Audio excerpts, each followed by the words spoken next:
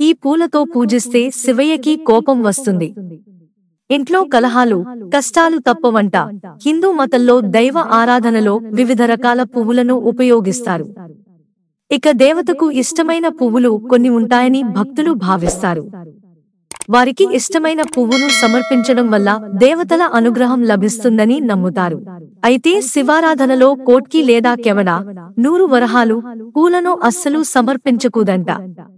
దీని వెనుక ఓ పురాత కథ కూడా చెబుతుంటారు. హిందూ మతంలో శ్రావణ మాసంలో శివారాధనకు విశేష ప్రాముఖ్యత ఉంది. ఈ మాసంలో శివుని అనుగ్రహం పొందడానికి భక్తులు ఉపవాసం ఉండి అభిషేకం చేస్తారు.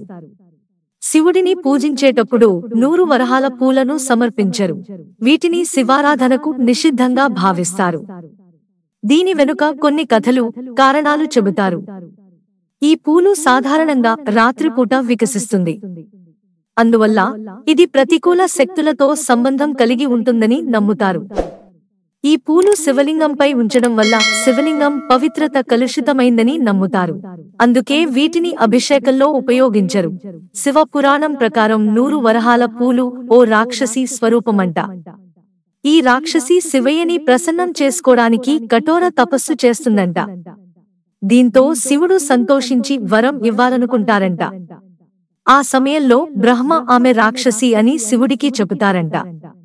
దీంతో నువ్వు ఓ పూల మొక్క రూపంలో పుడతావని, నిన్ను శివుడు శివారాధనలో ఈ పువ్వులు ఎప్పటికీ ఉపయోగించకూడదని శపిస్తారని చెబుతుంటారు. ఈ పూలను శివారాధనలో ఉపయోగిస్తే అనుకోని కలహాలు, కష్టాలు వస్తాయని చాలామంది నమ్ముతారు.